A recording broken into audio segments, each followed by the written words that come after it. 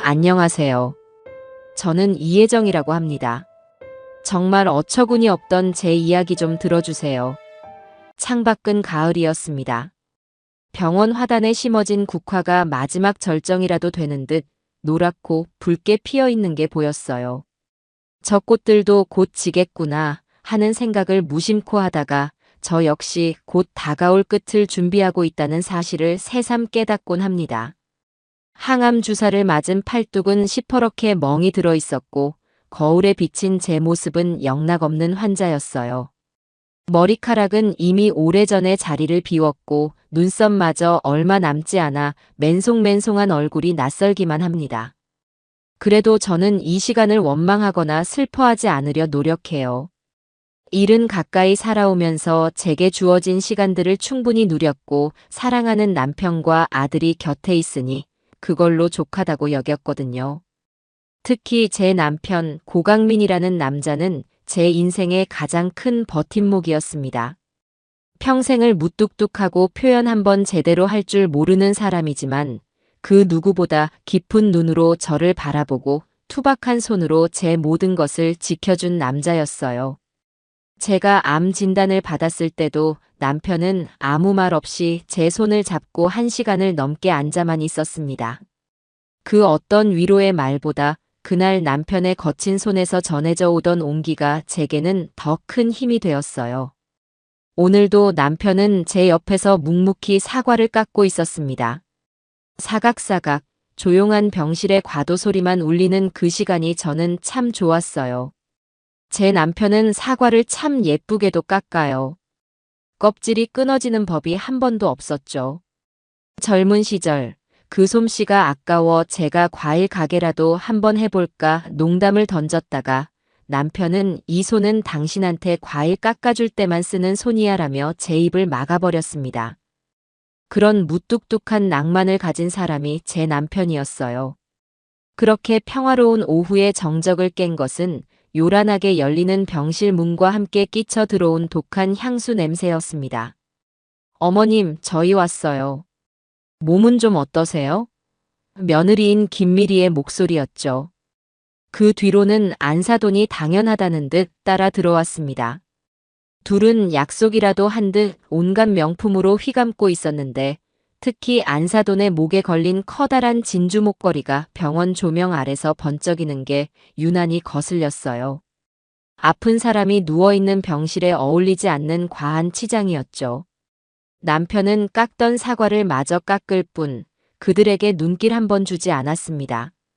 저 역시 억지로 입꼬리를 올려 그들을 맞았어요. 그래, 어서 와라.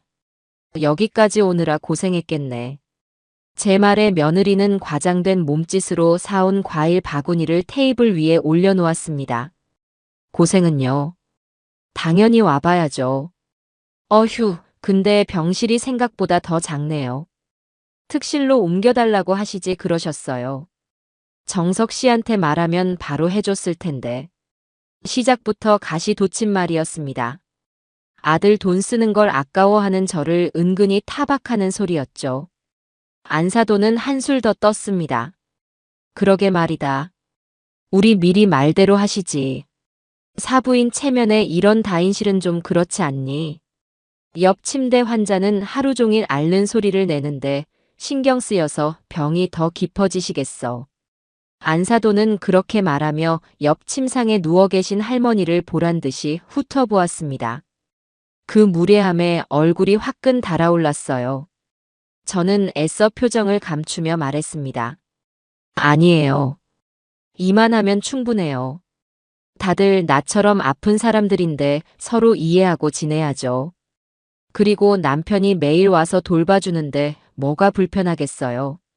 제 말에 안사돈은 코웃음을 치는 듯한 표정을 지었어요. 어머, 사돈 어른이 계셔서 더 불편한 거 아니에요? 원래 간병은 사람이 하는 거지 남편이 하는 게 아니잖아요. 사돈 어른도 힘드실 텐데 그냥 간병인 쓰시는 게 낫지 않아요? 요즘은 사람 쓰는데 돈 아끼면 안 된다고들 하던데. 그 말은 제 남편의 정성을 돈 몇 푼의 가치로 깎아내리는 소리였습니다. 저는 더 이상 참을 수가 없어서 목소리를 조금 높였어요. 사돈. 남편이 아내를 돌보는 건 당연한 일이에요. 돈으로 사람 사서 해결하는 것만이 능사는 아니랍니다. 제 말에 안사돈의 표정이 순간 굳어지는가 싶더니 이내 더 비릿한 미소를 지으며 제게로 시선을 돌렸습니다. 그리고는 제 머리를, 정확히는 머리카락이 하나도 없는 제 밑머리를 뚫어져라 쳐다보며 말했어요. 어머, 사부인. 꼴이 이게 뭐예요? 길에서 봤으면 못 알아볼 뻔했네. 머리가 아주 그냥 하나도 없으시네. 흉해라.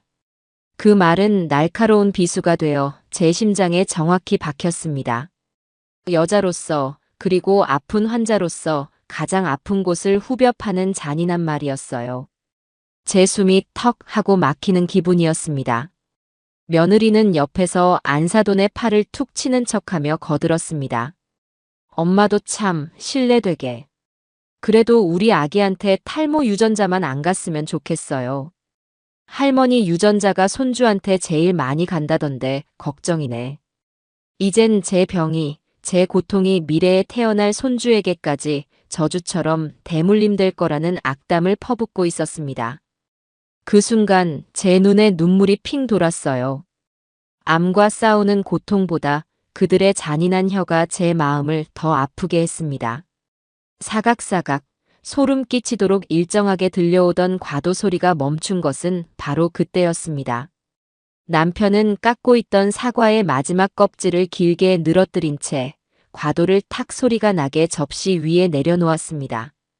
그리고는 천천히, 아주 천천히 고개를 들어 안사돈과 며느리를 바라봤어요.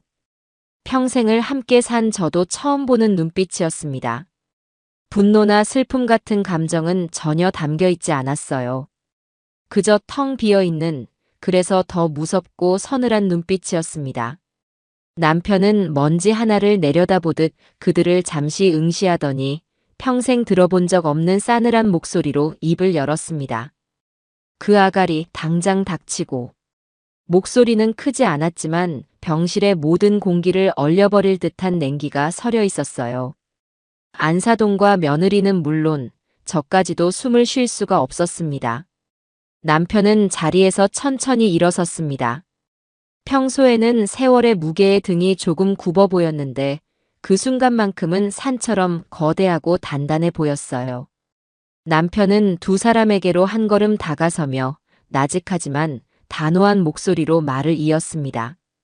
둘 다 내 아내 눈앞에서 꺼져. 그 말에 정신이 든 며느리가 당황하며 변명을 늘어놓기 시작했습니다.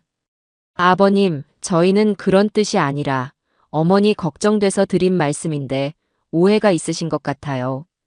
하지만 남편의 눈은 조금도 흔들리지 않았어요. 기회는 한 번이다. 내 입에서 더 험한 말이 나오기 전에 당장 나가. 남편의 말에는 더 이상의 자비가 없었습니다. 안사돈은 얼굴이 새하얗게 질린 채로 며느리의 팔을 잡아 끌었고 두 사람은 마치 도망치듯 허둥지둥 병실을 빠져나갔습니다. 요란하게 들어왔던 것과는 달리 쥐 죽은 듯 조용히 사라졌어요. 그들이 놓고 간 과일 바구니에서는 여전히 비싼 과일 냄새가 진동하고 있었습니다. 저는 그저 멍하니 남편의 넓은 등만 바라보고 있었어요. 남편은 문이 닫히는 것을 확인하고 나서야 천천히 제게로 돌아왔습니다. 그리고는 아무 말 없이 제 머리를, 머리카락 한 올 없는 제 맨머리를 투박한 손으로 부드럽게 쓰다듬어 주었습니다. 그 순간 참고 있던 눈물이 둑이 터진 듯 흘러내렸어요. 그날 밤 저는 잠을 이룰 수가 없었습니다.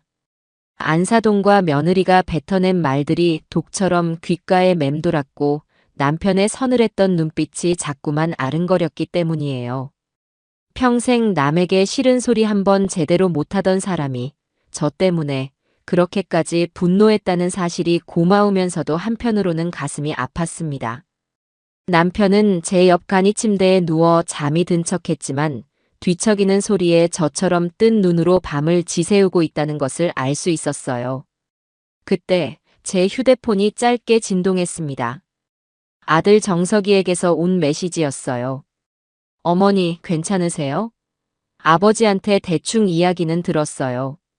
내일 아침에 바로 갈게요. 아들의 메시지를 보니 조금은 마음이 놓였지만 동시에 내일 아침 아들의 얼굴을 어떻게 봐야 할지 걱정이 되기도 했습니다. 자식에게 부끄러운 모습을 보인 것만 같아 마음이 무거웠어요. 아니나 다를까 다음 날 아침 일찍 정석이가 굳은 얼굴로 병실을 찾아왔습니다. 밤새 한숨도 못 잔 듯 눈이 퀭했어요. 아들은 제 손을 잡으며 떨리는 목소리로 물었습니다. 어머니, 정말 괜찮으세요? 밀이랑 장모님, 정말 그렇게 말했어요? 저는 차마 고개를 끄덕일 수가 없었습니다. 제 입으로 그 끔찍한 말들을 다시 한번 확인시켜주고 싶지 않았어요. 제 침묵을 긍정으로 받아들인 아들은 주먹을 꽉 쥐며 분노를 사귀는 듯 했습니다. 그 모습에 남편이 무겁게 입을 열었어요. 이 일은 내가 해결한다. 너는 빠져. 하지만 아들은 고개를 저었습니다. 아니요, 아버지. 미리는 제 아내고 장모님은 제 장모님이에요. 이건 제가 풀어야 할 문제예요. 아들의 단호한 모습에 남편도 더는 말을 잇지 못했습니다. 아들은 잠시 병실을 나갔다 오겠다며 밖으로 향했어요. 아마 며느리와 통화를 하려는 모양이었습니다. 30분쯤 지났을까 아들은 아까보다 더 굳어진, 아니, 거의 망연자실한 표정으로 돌아왔습니다. 아들은 제 앞에 서서 허탈하게 웃으며 말했어요. 어머니, 미리가 뭐라고 하는지 아세요? 자기 엄마는 원래 솔직한 사람이라 악의 없이 말한 건데 아버님이 너무 예민하게 반응해서 상처받았대요. 오히려 저희한테 사과를 하라네요. 저는 제 귀를 의심했습니다. 적반하장도 유분수지 어떻게 그런 말을 할 수가 있을까요? 아들은 말을 이었습니다. 자기가 뭘 잘못했는지 전혀 몰라요. 제가 아무리 설명해도 어머님이 아프셔서 예민해지신 거 아니냐, 우리 엄마가 뭘 그렇게 틀린 말을 했냐고 따지는데 정말 말이 안 통하더라고요. 대화가 아니라 그냥 벽이랑 이야기하는 기분이었어요. 아들의 목소리에는 깊은 실망감과 배신감이 묻어 있었습니다. 자신의 아내가 그런 몰상식한 사람이라는 사실을 이제야 깨달은 듯 했어요. 남편은 묵묵히 아들의 어깨를 두드려 주었습니다. 저는 아들에게 아무런 위로도 건넬 수가 없었어요. 그저 미안한 마음뿐이었습니다. 저 때문에 아들이 이런 끔찍한 상황에 놓이게 된 것만 같았어요. 그날 오후 아들은 집으로 돌아갔고 병실에는 다시 저와 남편 둘만 남았습니다. 남편은 하루 종일 말이 없었어요. 그 무거운 침묵이 저를 더 힘들게 했습니다. 차라리 화를 내거나 소리를 지르면 마음이 편할 것 같았어요. 밤이 깊어지고 제가 잠든 척 눈을 감고 있을 때였습니다. 남편이 간이 침대에서 일어나 제 침대 곁으로 다가왔어요. 그리고는 의자를 끌어다 앉아 한참 동안 저를 내려다보는 듯 했습니다.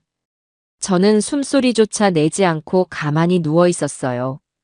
이윽고 남편이 아주 작은 소리로 흐느끼기 시작했습니다. 짐승이 상처를 핥으며 내는 듯한 낮고 처절한 울음소리였어요. 남편은 제 머리를, 머리카락이 없는 제 맨머리를 아주 조심스럽게 쓰다듬으며 속삭였습니다. 내가 다 지켜줄게. 당신은 아무 걱정하지 마. 내가 다 해결할게. 남편의 투박한 손끝에서 그리고 떨리는 목소리에서 그 사람의 모든 진심이 전해져 왔습니다. 평생을 살면서 남편이 우는 모습은 단 한 번도 본 적이 없었어요. 시부모님이 돌아가셨을 때도 아들인 정석이가 군대에 갈 때도 남편은 묵묵히 모든 것을 감내하던 사람이었습니다. 그런 사람이 지금 저 때문에 소리 죽여 울고 있었습니다. 제 탓인 것만 같아 심장이 미어지는 듯 아팠습니다. 하지만 한편으로는 저를 이렇게까지 사랑해주는 사람이 곁에 있다는 사실에 뜨거운 감사함이 밀려왔어요. 저는 자는 척하며 조용히 눈물을 삼켰습니다. 남편의 눈물과 제 눈물이 어두운 병실 안에서 소리 없이 섞이고 있었어요. 그날 밤 저는 결심했습니다. 더 이상 약한 모습만 보이지 않겠다고. 저를 위해 울어주는 저 사람을 위해서라도 저는 반드시 이겨내야만 했습니다. 그리고 저와 제 가족에게 상처를 준 그들에게 반드시 대가를 치르게 하겠다고 굳게 다짐했어요. 그날 이후 우리 집에는 보이지 않는 전운이 감돌았습니다. 아들은 며느리와의 대화를 포기한 듯 보였어요. 집에 들어가서도 필요한 말 외에는 섞지 않고 각방을 쓴다고 했습니다. 며느리는 그런 아들의 태도에 불만을 품고 안사돈에게 모든 것을 일러 바쳤고, 안사돈은 하루가 멀다 하고 제 아들에게 전화를 걸어 자네가 중간에서 역할을 잘해야지. 어떻게 마누라를 그렇게 외롭게 만드나라며 훈계를 늘어놓는다고 했어요. 아들은 그저 알겠습니다 라고만 대답하고 전화를 끊어버린다고 했습니다. 그런 이야기를 전해 듣는 제 마음은 편치가 않았어요. 아들의 결혼 생활이 저 때문에 엉망이 된 것만 같아 죄책감이 들었죠. 하지만 남편은 단호했습니다. 뿌리가 썩은 나무는 빨리 베어내는 게 맞아. 괜히 미련 갖다가 집 전체가 무너지는 거야. 남편의 말을 들으면 마음이 단단해지다가도 아들의 지친 얼굴을 보면 다시 약해지곤 했습니다. 며칠 뒤 아들이 조금은 이상한 이야기를 가지고 병실에 찾아왔어요. 어머니, 아버지, 좀 이상한 일이 있어요. 아들의 얼굴에는 곤혹스러운 표정이 가득했습니다. 아들은 주말에 집에서 쉬고 있는데 며느리가 평소에 애지중지하던 명품 시계와 가방 몇 개를 거실에 늘어놓고 열심히 사진을 찍고 있더랍니다. 뭘 하냐고 물었더니 그냥 스타일링 사진 찍는 거라고 얼버무리더래요. 하지만 그날 저녁 아들은 우연히 며느리의 휴대폰 화면을 보게 되었고, 며느리가 중고 거래 사이트에 그 물건들을 급하게 처분하려고 내놓은 것을 알게 되었다고 합니다. 가격도 시세보다 훨씬 싸게 내놓아서 거의 금매 수준이었다고 해요. 미리 씨 돈이 부족한 사람도 아니고 평소에 자존심은 엄청나게 강해서 저런 중고 거래는 쳐다도 안 보던 사람인데 이상해요. 혹시나 해서 제가 돈 필요한 일 있냐고 물어봤더니 그냥 실증 나서 파는 거라고 신경 끄라고 쏘아붙이더라고요. 아들의 이야기를 듣는 제 마음에도 의심의 싹이 트기 시작했습니다. 안사돈 내는 사업이 아주 잘 돼서 돈이 넘쳐난다고 늘 자랑을 하던 사람들이었어요. 그런데 며느리가 아끼던 명품을 그것도 급하게 처분한다니. 앞뒤가 맞지 않는 이야기였죠. 저는 아들에게 혹시 너한테 돈 빌려달라는 이야기는 안 하던? 하고 물었습니다. 아들은 고개를 저었어요. 그런 말은 전혀 없었어요. 그래서 더 이상해요. 저한테 말 못할 돈이 필요한 걸까요? 그저 철없는 며느리의 변덕이라고 하기에는 석연치 않은 구석이 너무 많았습니다. 그리고 며칠 뒤 아들은 더욱 충격적인 이야기를 가지고 왔습니다. 퇴근하고 아파트로 들어서는데 지하 주차장에서 험악한 인상의 남자 2명이 서성이고 있더랍니다. 그들은 아파트 보안팀 직원과 이야기를 나누고 있었는데 손에는 안사돈의 차량 번호가 적힌 메모지를 들고 있었다고 해요. 아들이 조용히 다가가 들어보니 그들은 보안팀 직원에게 이 차주가 여기 사는 게 맞냐, 언제쯤 들어오냐 등을 끈질기게 묻고 있었다고 합니다. 보안팀 직원이 개인정보라 알려줄 수 없다고 하자 그들은 빚받으러 온 거니까 좋게 말할 때 알려달라며 험악한 분위기를 만들었다고 해요. 결국 보안팀 직원이 강경하게 나오자 그들은 두고 봐, 매일 와서 지켜볼 거니까라는 말을 남기고 사라졌다고 합니다. 아들은 온몸에 소름이 돋았다고 했어요. 아버지, 아무래도 장인어른 사업에 정말 큰 문제가 생긴 것 같아요. 빚쟁이들이 아파트까지 찾아올 정도면 보통 심각한 게 아닌 것 같은데요. 아들의 얼굴은 하얗게 질려 있었습니다. 며느리가 명품을 팔던 이유와 빚쟁이들의 방문, 모든 조각들이 하나로 맞춰지는 기분이었습니다. 그들은 지금 돈에 쪼들리고 있는 것이 분명했어요. 병원에서 저에게 그토록 무례하게 굴었던 이유도 어쩌면 자신들의 불안과 초조함을 만만한 저에게 화풀이했던 건지도 모른다는 생각이 들었습니다. 아들의 이야기를 묵묵히 듣고 있던 남편이 드디어 입을 열었습니다. 정서가. 남편의 목소리는 낮고 차분했지만 그 안에는 강철 같은 단단함이 느껴졌어요. 지금부터 내가 시키는 대로 해라. 일단 오늘 밤 내 아내 차에 이걸 설치해. 남편이 주머니에서 꺼낸 것은 아주 작은 녹음기였습니다. 언제 이런 것까지 준비했는지 남편의 치밀함에 저는 조금 놀랐어요. 그리고 내 차 블랙박스 메모리는 당장 빼서 따로 보관해라. 그놈들이 주차장에서 서성이던 영상이 찍혀 있을 거다. 증거는 많을수록 좋아. 남편은 마치 숙련된 장군처럼 아들에게 임무를 지시했습니다. 아들은 조금 망설이는 듯 했어요. 아내의 차에 몰래 녹음기를 설치한다는 것이 마음에 걸리는 모양이었습니다. 그런 아들의 마음을 읽었는지 남편이 말을 이었습니다. 내 가정을 지키고 싶으면 진실부터 알아야 한다. 지금 내 아내는 너한테 모든 걸 숨기고 있어. 저들이 우리에게 무엇을 숨기고 있는지, 무슨 짓을 꾸미고 있는지 우리 눈으로 직접 확인해야 한다. 이건 내 아내를 의심하는 게 아니라 우리 가족을 지키기 위한 최소한의 방어다. 남편의 말에 아들은 마침내 고개를 끄덕였습니다. 그날 밤 아들은 늦은 시간에 주차장으로 내려가 며느리의 차 운전석 밑에 조심스럽게 녹음기를 설치했다고 합니다. 이제 주사위는 던져졌어요. 과연 저 가면 뒤에 숨겨진 진실은 무엇일지 저는 불안한 마음으로 녹음기에 무언가 담기기만을 기다릴 수밖에 없었습니다.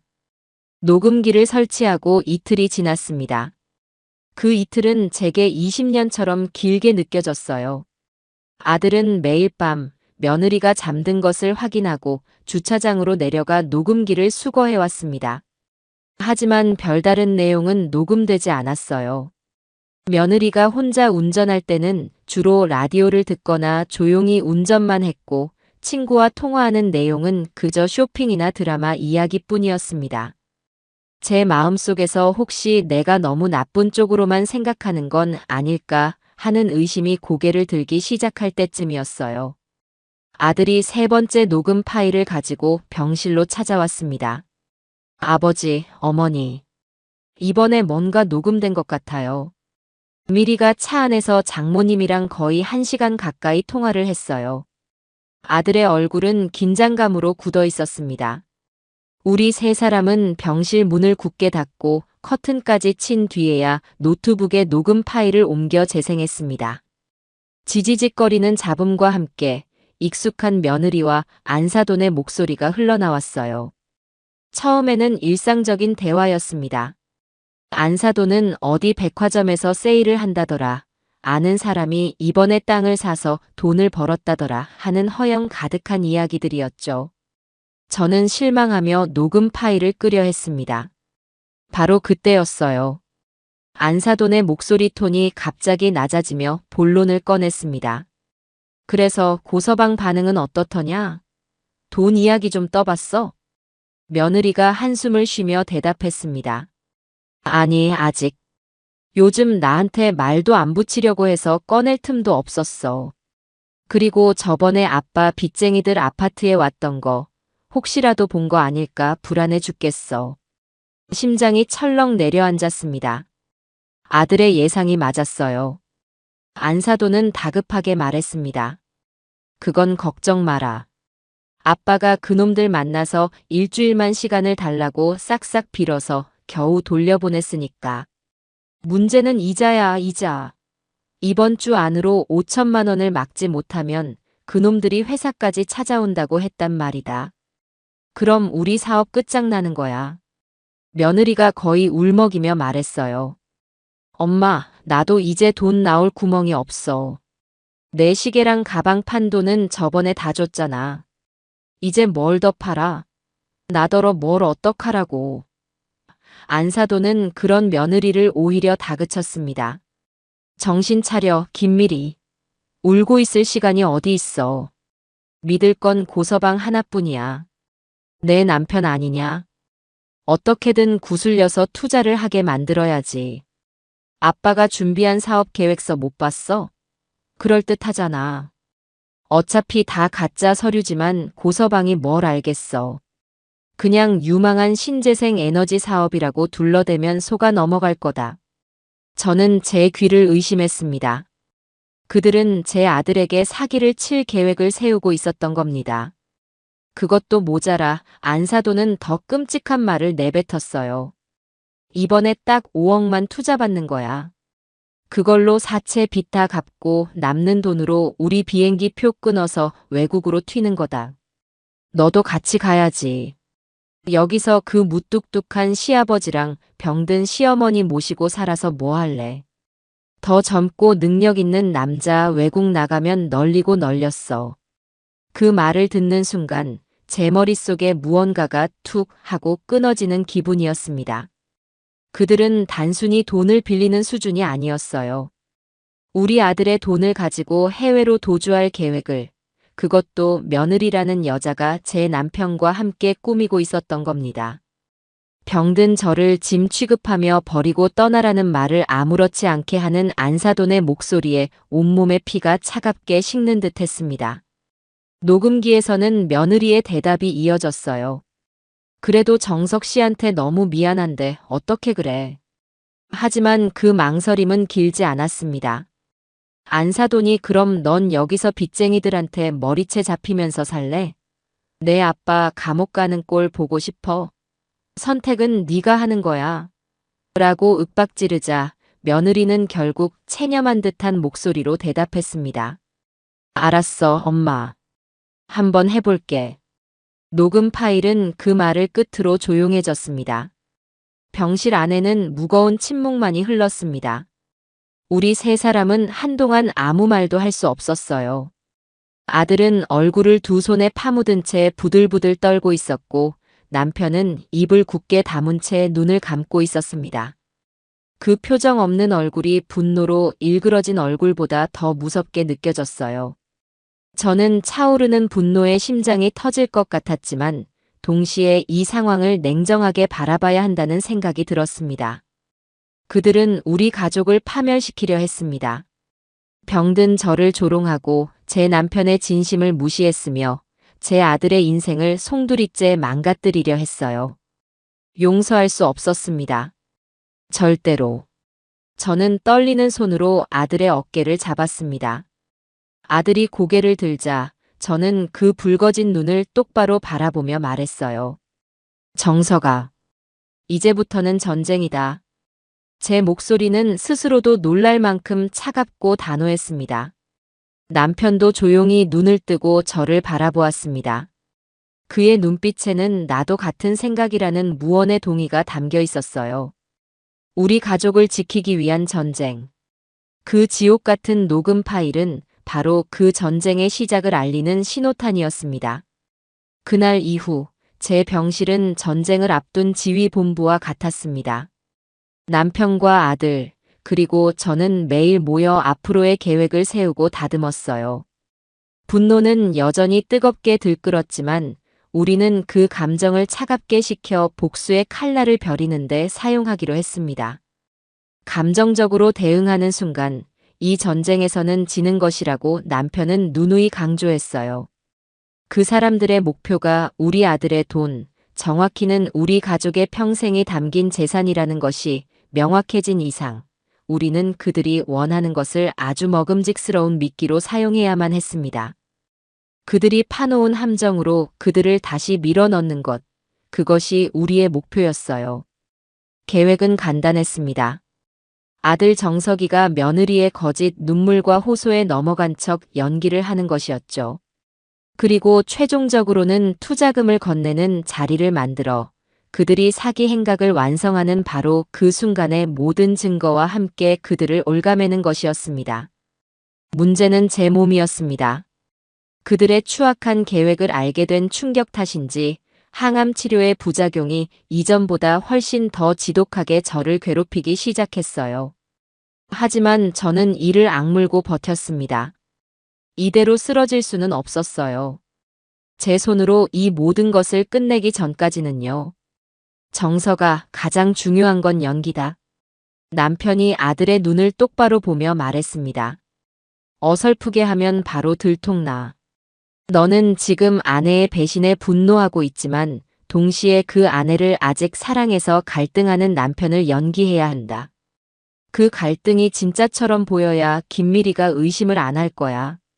아들은 굳은 얼굴로 고개를 끄덕였습니다. 알아요, 아버지. 하지만 그 얼굴을 보고 태연하게 연기를 할 수 있을지 자신이 없어요. 역겨워서 토할 것 같은 걸 참고 있는데. 저는 그런 아들의 손을 잡았습니다. 아들아, 엄마를 생각해. 네가 지금 무너지면 우리는 저 악마들에게 모든 걸 빼앗기고 길거리에 나앉게 될지도 몰라. 네가 우리 가족의 마지막 보루야. 제 말에 아들은 입술을 깨물며 다시 한번 결심을 다지는 듯 했습니다. 그날 저녁 아들은 집으로 돌아가 작전의 첫 단추를 꿰었습니다. 며느리에게 먼저 다가가 지친 목소리로 말을 걸었다고 해요. 미리야. 며느리는 아들이 먼저 말을 걸자 기다렸다는 듯 쌀쌀맞게 대꾸했다고 합니다. 왜? 너한테 화내서 미안했다. 아들의 사과에 며느리의 표정이 조금 누그러지는가 싶더니 이내 의심의 눈초리를 거두지 않았다고 해요. 아들은 남편이 가르쳐준 대로 깊은 한숨을 내쉬며 말을 이었다고 합니다. 너랑 장모님이 우리 어머니한테 한 말, 솔직히 아직도 용서는 안 돼. 하지만 그래도 너는 내 아내고 장모님은 내 장모님이시잖아. 내가 어떻게 너를 계속 미워하겠냐. 나도 너무 힘들다. 아들의 그 절묘한 갈등 연기는 며느리의 경계심을 허무는데 성공한 모양이었습니다. 며느리는 그제야 나도 오빠한테 너무 서운했어. 우리 엄마가 무슨 큰 죄를 지었다고 아버님은 그렇게까지 화를 내시고 오빠는 내 편 한 번 안 들어주고라며 기다렸다는 듯이 자신의 서러움을 토해냈다고 합니다. 아들은 그 모든 투정을 묵묵히 들어주며 결정적인 한마디를 던졌다고 해요. 장인어른 사업, 많이 힘드신 거냐? 그 말에 며느리의 눈이 커졌다고 합니다. 그건 어떻게? 아들은 지난번에 너 중고 사이트에 물건 파는 거 봤어. 그리고 아파트에 이상한 사람들이 찾아왔었다는 이야기도 들었고. 나한테까지 숨길 필요 없어. 우리 부부잖아. 라고 말하며 며느리를 안아주었다고 합니다. 아들의 품에 안긴 며느리는 결국 참았던 울음을 터뜨리며 사업이 어려워져 급전이 필요하다는 거짓말을 사실처럼 늘어놓기 시작했다고 해요. 물론 도박 빚이나 사채에 대한 이야기는 한마디도 없이 그저 유망한 신사업에 투자할 마지막 자금이 부족해서 그렇다는 것이었죠. 며느리는 울면서 아들에게 매달렸다고 합니다. 오빠, 이번 한 번만 우리 아빠 도와주면 안 될까? 정말 확실한 사업이야. 이거 하나만 성공하면 우리 평생 돈 걱정 없이 살 수 있어. 응, 오빠만 믿을게. 아들은 그런 며느리를 말없이 다독여주며 알겠다. 내가 부모님께 한번 말씀드려 볼게. 쉽지는 않겠지만 노력해 볼게. 라는 말로 미끼를 던졌습니다. 그날 밤 아들에게서 모든 상황을 전해 들은 우리는 며느리가 미끼를 확실히 물었다는 것을 직감했습니다. 아니나 다를까 다음 날 며느리는 아침 일찍부터 아들에게 애교를 부리며 살갑게 굴기 시작했다고 해요. 그리고 저녁에는 자신의 아버지가 만들었다는 사업 계획서를 들고 왔다고 합니다. 아들은 그 계획서를 사진으로 찍어 제게 보내주었어요. 차세대 신재생 에너지 개발 사업 투자 제안서. 제목부터 거창했습니다.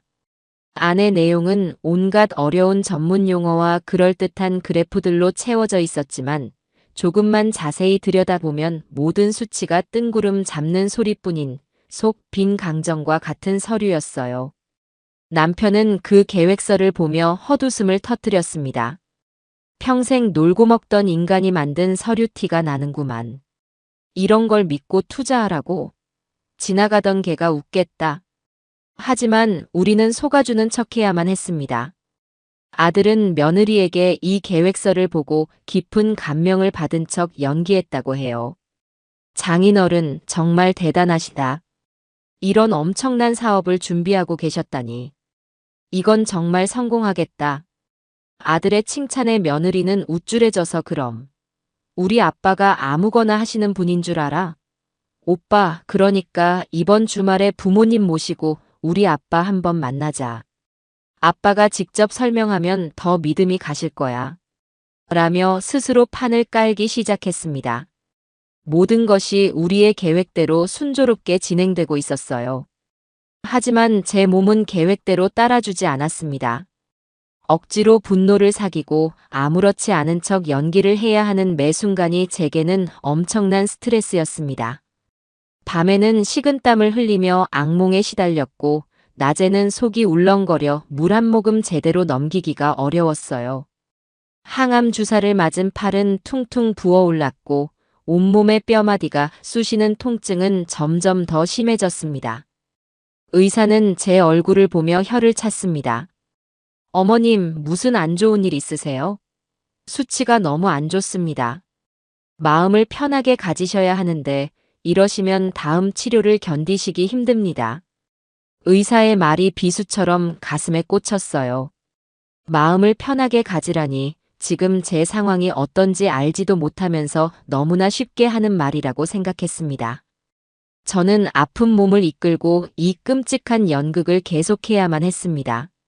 주말에 있을 상견례를 겸한 투자 설명회 자리에서 저는 인자하고 너그러운 시어머니를 연기해야만 했어요. 그 생각을 하니 약을 먹지 않아도 구역질이 치밀어 올랐습니다.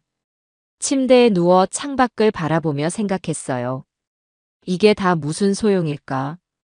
저 추악한 인간들에게 복수를 한들 내 병이 낫는 것도 아니고 망가진 아들의 결혼 생활이 되돌아오는 것도 아닌데. 차라리 모든 걸 포기하고 조용히 눈을 감는 게 더 편하지 않을까? 그런 나약한 생각이 독버섯처럼 제 마음속에서 자라나기 시작했습니다. 저는 이 지독한 싸움의 끝에서 과연 웃을 수 있을까요? 주말이 다가올수록 제 몸의 통증은 극에 달했습니다. 단순한 뼈마디가 쑤시는 수준을 넘어 온몸의 뼈가 녹아내리는 듯한 혹은 수만 개의 바늘이 동시에 저를 찌르는 듯한 끔찍한 고통이었어요. 밤에는 잠을 이룰 수가 없었습니다. 진통제를 맞아도 그때뿐 약효가 떨어지면 어김없이 지옥 같은 통증이 저를 덮쳤어요. 저는 저도 모르게 나오는 소리가 남편의 잠을 깨울까봐 이불을 입에 틀어막고 밤새 끙끙 앓았습니다. 음식은 전혀 넘길 수가 없었어요. 물 한 모금을 마셔도 비릿한 쇠맛이 느껴지며 곧바로 구역질이 올라왔습니다. 며칠 사이에 제 몸은 눈에 띄게 말라갔고 퀭한 눈과 검게 변한 입술은 영락없는 송장의 모습이었어요. 남편과 아들은 그런 제 모습을 보며 아무 말도 하지 못했습니다. 그저 제 손을 잡아주고 젖은 수건으로 제 입술을 적셔주는 것이 그들이 할 수 있는 전부였어요. 그들의 침묵 속에서 저는 읽을 수 있었습니다. 우리 때문에 어머니가 더 힘드신 거다라는 죄책감과 이 복수를 계속하는 게 맞는 걸까 하는 회의감을요. 그들의 그런 마음이 저를 더욱 비참하게 만들었습니다.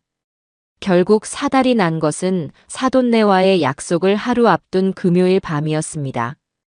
그날따라 통증은 유난히 더 심했어요. 저는 침대에 누워 몸을 웅크린 채 제발 이 고통이 끝나기만을 기도했습니다. 하지만 기도는 이루어지지 않았고 통증은 마치 제 의지를 시험이라도 하듯 점점 더 거세졌습니다. 눈앞이 핑핑 돌고 숨을 쉬는 것조차 고통스러웠어요. 바로 그때였습니다. 제 마음속에서 무언가가 툭 하고 끊어져 버리는 소리가 들렸어요. 평생을 참고 인내하며 살아왔던 제 삶의 끈이 그 순간 완전히 놓아져 버린 것만 같았습니다. 저는 저도 모르게 침대에서 몸을 일으키려 발버둥치며 울부짖기 시작했습니다. 아, 아파. 너무 아파. 못 참겠어. 여보, 나 좀 어떻게 해줘. 제 절규에 간이 침대에서 쪽잠을 자던 남편과 소파에서 웅크리고 있던 아들이 혼비백산하여 제게 달려왔습니다. 여보, 왜 그래? 정신 차려. 어머니, 왜 그러세요? 의사 선생님 부를게요. 하지만 저는 그들의 목소리도 제대로 들리지 않았어요. 그저 제 몸을 찢는 듯한 고통과 그보다 더한 마음의 절망감에 휩싸여 있을 뿐이었습니다. 저는 남편의 옷자락을 붙잡고 어린아이처럼 울며 매달렸습니다. 나 그만할래. 그냥 이대로 죽는 게 낫겠어. 너무 아파. 너무 힘들어. 복수가 다 뭐야. 다 필요 없어. 그냥 조용히 죽고 싶어. 제 평생, 제 입에서 나온 가장 나약한 소리였습니다. 저는 언제나 강한 엄마였고 억척스러운 아내였어요. 가난 속에서도 좌절하지 않았고 힘든 일이 있어도 눈물 한 방울 보이지 않으려 애썼습니다.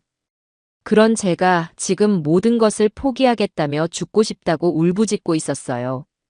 제 모습에 남편은 얼굴이 새하얗게 질린 채 저를 끌어안았고 아들은 의사를 부르러 뛰쳐나가다 말고 병실 문 앞에서 주저앉아 어깨를 들썩이며 오열하기 시작했습니다. 그 순간 병실 문이 열리고 담당 의사와 간호사가 뛰어들어왔어요. 제 상태를 확인한 의사는 다급하게 진통제 주사를 놓으라고 지시했습니다. 팔뚝에 차가운 바늘이 꽂히는 감각과 함께 저는 서서히 의식이 몽롱해지는 것을 느꼈습니다. 그 와중에도 제 귀에는 의사가 남편을 병실 밖으로 불러내야 하는 말이 똑똑히 들려왔습니다. 보호자분, 지금 환자분 상태가 매우 안 좋습니다. 무엇보다 환자 본인이 삶의 의지를 놓으시면 저희도 방법이 없습니다. 옆에서 가족분들이 마음을 단단히 먹게 해주셔야 합니다. 의사의 그 냉정한 말이 제 가슴에 대못처럼 박혔습니다. 삶의 의지. 제게는 이제 그런 것이 남아있지 않았어요. 저는 제 존재 자체가 사랑하는 남편과 아들에게 크나큰 짐이 되고 있다는 생각에 더욱 깊은 절망의 늪으로 빠져들어갔습니다. 진통제 때문인지 아니면 정말로 제 영혼이 몸을 떠나고 있었기 때문인지 저는 서서히 어둠 속으로 가라앉고 있었습니다. 이대로 눈을 감으면 이 지독한 고통도 끝날 수 있을까요? 얼마나 시간이 흘렀을까요? 저는 희미한 의식 속에서 저를 부르는 남편의 목소리를 들었습니다. 약 기운에 취해 눈을 뜨기조차 힘들었지만 제 손을 꼭 잡은 남편의 투박한 손길이 저를 현실로 끌어당기고 있었어요. 겨우 눈을 떠보니 남편은 퉁퉁 부은 눈으로 저를 내려다보고 있었습니다. 그리고 그의 손에는 먼지가 뽀얗게 쌓인 낡은 가계부 한 권이 들려 있었어요. 그건 저희 부부가 결혼해서 단칸방 살림을 시작할 때부터 악착같이 돈을 모아 작은 가게를 열고 아들 정석이를 키워내기까지 우리의 모든 역사가 담겨 있는 물건이었습니다. 저는 힘없는 목소리로 물었어요. 그건 왜 가지고 왔어요? 남편은 제 물음에 대답하는 대신 의자를 끌어다 제 침대 곁에 앉았습니다. 그리고는 마른 기침을 한 번 하더니 떨리는 목소리로 그 낡은 가계부를 한 장 한 장 넘기며 읽어주기 시작했습니다. 1978년 5월 10일. 수입 없음. 지출 혜정이 좋아하는 카스텔라 100원. 맛있게 먹는 얼굴 보니 배가 부르다. 남편의 목소리를 따라 제 기억도 아득한 과거로 거슬러 올라갔습니다. 결혼하고 처음 맞았던 제 생일이었어요. 돈이 없어 아무것도 못 해준다며 미안해하던 남편이 그날 밤 월급날에나 겨우 사 먹을 수 있었던 귀한 카스텔라 한 조각을 내밀었을 때 저는 세상을 다 가진 듯 행복했었죠. 남편은 계속해서 가계부를 읽어내려갔습니다. 1980년 3월 2일. 수입, 분식집 개업 첫날. 떡볶이 판매 700원. 지출, 밀가루, 고추장 외상값. 내일부터는 더 잘 팔릴 거다. 혜정이 손맛은 대한민국 최고니까. 눈물이 핑 돌았습니다. 가게를 열 돈이 없어 시댁과 친정의 반대를 무릅쓰고 시장 한 구석에 겨우 얻었던 작은 분식집. 20원짜리 떡볶이 35그릇을 팔고 700원이라는 큰돈을 손에 쥐었을 때 남편과 부둥켜 안고 펑펑 울었던 기억이 생생합니다. 1983년 11월 25일. 수입 3,500원. 지출 정석이 100일 사진값 1,500원. 우리 아들 세상에서 제일 잘생겼다. 혜정이가 아들 옷 만드느라 밤새 바느질해서 손이 다 텄다. 내일 꼭 약 사줘야지. 가계부 속에는 가난했지만 서로를 지극히 아끼고 사랑했던 우리 부부의 시간, 그리고 아들 정석이를 낳고 기르며 행복했던 모든 순간들이 삐뚤빼뚤한 글씨로 고스란히 기록되어 있었습니다. 그때는 1,500원이면 우리 가게 며칠 매출과 맞먹는 큰돈이었지만 아들의 첫 모습을 남겨주고 싶어 큰맘 먹고 썼던 기억이 납니다. 그건 단순한 숫자의 나열이 아니었어요. 우리의 땀과 눈물, 그리고 사랑으로 쌓아 올린 삶 그 자체였습니다. 남편이 가계부의 마지막 장을 덮었을 때 밖에서 조용히 듣고 있던 아들 정석이가 병실로 들어왔습니다. 아들의 눈도 퉁퉁 부어 있었지만 그 눈빛에는 이전에는 볼 수 없었던 강한 결의가 서려 있었어요. 아들은 제게 서류 뭉치 하나를 내밀었습니다. 어머니, 이거 보세요. 제가 힘겹게 서류를 받아들자 아들이 설명하기 시작했습니다. 제가 어젯밤에 변호사인 친구를 만나서 다 준비했어요. 이건 장인, 장모, 그리고 미리를 사기죄로 고소하는 고소장이에요. 이건 그동안 그들이 우리 가족을 기망했다는 증거 자료들이고요. 그리고 이건 우리가 승소했을 때 받아낼 수 있는 손해배상 청구액 예상 내역서예요. 아들은 제 눈을 똑바로 보며 떨리지만 강한 목소리로 말했습니다. 어머니, 일어나셔야 해요. 이대로 포기하시면 안 돼요. 제가 저 악마들 반드시 우리 어머니 앞에 무릎 꿇릴 거예요. 그러니까 어머니는 건강만 회복하세요. 그래서 저것들이 법정에 서서 심판받는 꼴, 어머니 두 눈으로 똑똑히 보셔야 해요. 아시겠어요? 아들의 목소리는 단순한 위로가 아니었습니다. 그것은 제게 새로운 삶의 목표를, 아니, 죽어서는 안 될 분명한 이유를 제시하고 있었어요. 복수. 그래, 복수였습니다. 나를 위해서가 아니라 내 남편의 사랑을, 내 아들의 눈물을 닦아주기 위해서라도 저는 이대로 죽을 수 없었습니다. 저는 힘겹게 몸을 일으켜 아들이 건네준 죽그릇을 받아들었습니다. 그리고 며칠 만에 처음으로 제 의지로 숟가락을 들어 죽을 한술 떠먹었습니다. 아직 비릿한 맛이 느껴졌지만 저는 억지로 삼켰습니다. 살아야 했습니다. 살아서 내 손으로 저것들을 지옥에 쳐넣어야만 했습니다. 그 순간 제 눈에서 뜨거운 눈물이 흘러내렸어요. 그것은 절망의 눈물이 아닌 새로운 삶과 복수를 다짐하는 뜨거운 결의의 눈물이었습니다. 그날 이후 저는 달라졌습니다. 마치 꺼져가던 불씨에 기름이라도 부은 듯 제 안에서 새로운 의지가 맹렬하게 타오르기 시작했어요. 저는 억지로라도 음식을 삼켰고 고통스러워도 재활 치료를 받으며 기력을 회복하는데 온 힘을 쏟았습니다. 의사와 간호사들은 그런 제 모습을 보며 혀를 내둘렀어요. 어머니, 정말 대단하세요. 정신력 하나는 국가대표급이십니다. 그들의 칭찬에 저는 속으로만 대답했습니다. 나는 지금 국가대표가 아니라 지옥에서 돌아온 복수의 화신이란다. 제 몸이 회복되는 동안 남편과 아들은 계획의 마지막 단계를 준비하고 있었습니다. 우리의 복수는 단순히 그들을 법의 심판대에 세우는 것에서 그치면 안 됐어요. 그들이 가장 중요하게 생각하는 돈과 체면, 그 모든 것을 사람들 앞에서 가장 처참하고 비참한 방식으로 산산조각 내줘야만 했습니다. 저는 남편과 아들에게 제 계획을 상세하게 설명하기 시작했어요. 여보, 정석아. 단순히 고소만 해서는 분이 안 풀려. 그들은 감옥에 가서 몇 년 살고 나오면 그만이라고 생각할지도 몰라. 우리가 해야 할 일은 그들이 다시는 이 사회에서 고개조차 들고 다닐 수 없게 만드는 거야. 제 계획을 들은 남편은 잠시 생각에 잠기더니 이내 고개를 끄덕였습니다. 알겠다. 당신 말대로 하지. 그놈들이 가장 두려워하는 방식으로 끝내주자. 남편은 그날 바로 자신이 아는 사람 중에 가장 유능하다는 사설 탐정을 고용했습니다. 그리고는 사돈의 모든 것을 파헤치라고 지시했어요.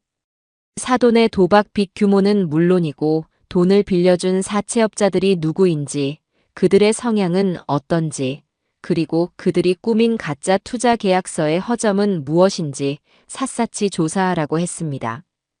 며칠 뒤 탐정에게서 중간 보고가 들어왔어요. 사돈은 알려진 것보다 훨씬 더 많은 도박 빚을 지고 있었고, 돈을 빌린 사채업자들은 그 바닥에서도 가장 악랄하기로 소문난 자들이었습니다. 그들은 이미 사돈의 신변을 위협하며 매일같이 협박을 하고 있다고 했어요. 모든 정보를 들은 남편은 탐정에게 마지막 임무를 지시했습니다. 그 사채업자들 우두머리 연락처를 알아내. 내가 직접 통화해야겠다.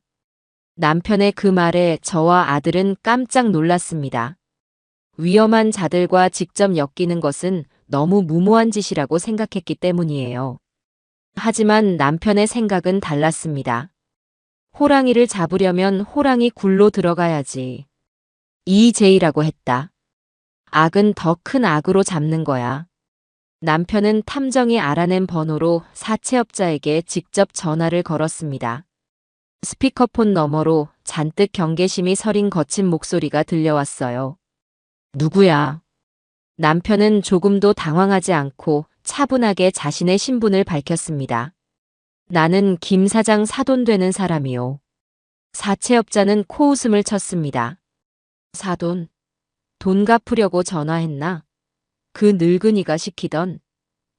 남편은 그 말을 무시하고 본론을 꺼냈습니다. 당신들 김 사장한테 돈 떼일 수도 있다는 생각은 안 해봤소? 그 말에 사채업자의 목소리가 날카로워졌습니다. 무슨 개소리야? 남편은 우리가 녹음했던 안사돈과 며느리의 통화 내용 일부를 들려주었습니다. 마지막으로 한탕 크게 땡기고 외국으로 튀자는 내용이 흘러나오자 수화기 넘어가 순간 조용해졌어요. 남편은 말을 이었습니다. 김 사장은 내 아들에게 5억을 사기쳐서 당신들 돈까지 싹 다 떼먹고 해외로 도망갈 계획이었소. 내가 아니었으면 당신들은 빈손으로 손가락만 빨고 있었겠지. 한동안 말이 없던 사채업자가 마침내 입을 열었습니다. 그래서 원하는 게 뭔데? 남편은 기다렸다는 듯이 제안을 했습니다. 이번 주 일요일 저녁 7시 우리 집으로 오시오. 그 시간에 김 사장이 내 아들과 투자 계약을 맺고 내가 현금으로 5억을 건넬 예정이니까. 그때 와서 당신들 돈 직접 받아가시오. 대신 내가 신호를 주기 전까지는 쥐 죽은 듯이 밖에서 기다려야 할 거요. 만약 내 제안을 거절하고 당신들 멋대로 행동한다면 나는 이 녹음 파일과 모든 증거를 경찰에 넘길 거요. 그럼 김 사장은 바로 구속될 거고 당신들은 원금은커녕 이자 한 푼도 못 받게 되겠지. 선택은 당신들이 하시오. 남편의 제안은 거절할 수 없는 제안이었습니다. 사채업자는 한참을 고민하더니 결국 좋아. 그 제안 받아들이지. 하지만 약속을 어기면 당신 아들놈부터 무사하지 못할 줄 알아. 라는 말을 남기고 전화를 끊었습니다. 이제 모든 준비는 끝났습니다. 저는 떨리는 손으로 안사돈에게 직접 전화를 걸었어요. 일부러 기어들어가는 목소리, 병세가 악화되어 금방이라도 숨이 넘어갈 것 같은 목소리를 연기하며 말했습니다. 사돈 저예요. 안사돈은 제 목소리에 당황한 듯 했지만 이내 가식적인 걱정을 늘어놓았습니다. 어머 사부인. 목소리가 왜 그래요? 어디 안 좋으세요? 저는 힘겹게 기침을 몇 번 하고는 말을 이었습니다. 제가 아파 보니까 알겠더라고요. 돈이 최고라는 걸. 사돈 말씀대로 그 투자 제가 직접 나서서 해결해 드릴게요. 이번 주 일요일에 다들 저희 집으로 오세요. 제가 은행에서 미리 찾아놓은 현금으로 직접 건네드리고 싶어서 그래요. 괜히 은행 기록 남아서 좋을 거 없잖아요. 호호 제 말에 안사돈의 목소리가 흥분으로 살짝 떨리는 것이 느껴졌습니다. 어머, 정말이에요, 사부인? 아이고, 역시 사부인밖에 없으세요. 그럼요, 그럼요. 저희가 당연히 가야죠. 일요일 저녁에 바로 찾아뵐게요. 탐욕에 눈이 먼 그들은 제 제안에 담긴 함정을 전혀 눈치채지 못했습니다. 전화를 끊고 저는 남편과 아들을 바라보며 비릿한 미소를 지었습니다. 이제 악마들을 단두대로 불러낼 초대장을 보냈으니 남은 것은 화려한 마지막 만찬을 준비하는 것뿐이었습니다. 그들의 인생에서 가장 비싸고 가장 끔찍한 마지막 식사가 될 그 만찬을요. 드디어 약속의 날이 밝았습니다. 일요일 아침 창문으로 스며드는 햇살은 유난히 따스하고 평화로웠지만 우리 집안의 공기는 폭풍전야처럼 무겁고 서늘하게 가라앉아 있었습니다. 저는 아침 일찍 일어나 몸을 씻고 제가 가진 옷 중에 가장 단정하고 기품 있는 옷을 골라 입었어요. 비록 머리는 짧고 얼굴은 아직 병색이 완연했지만 오늘만큼은 초라한 환자가 아닌 이 집안의 안주인이자 한 남자의 아내, 그리고 한 아들의 어머니로서 당당하게 서고 싶었기 때문입니다.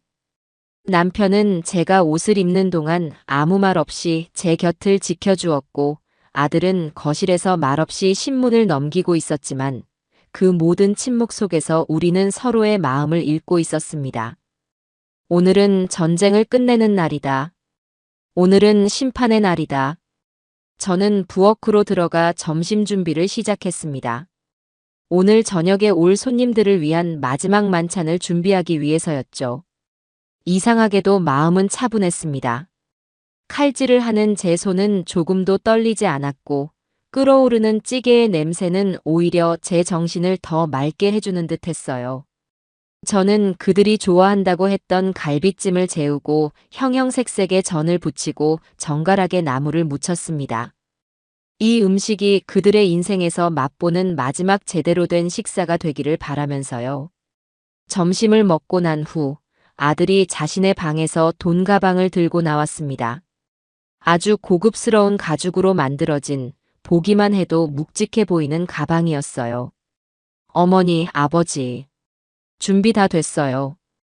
아들이 가방을 열어 보이자 그 안에는 5만 원권 다발이 가득 채워져 있었습니다.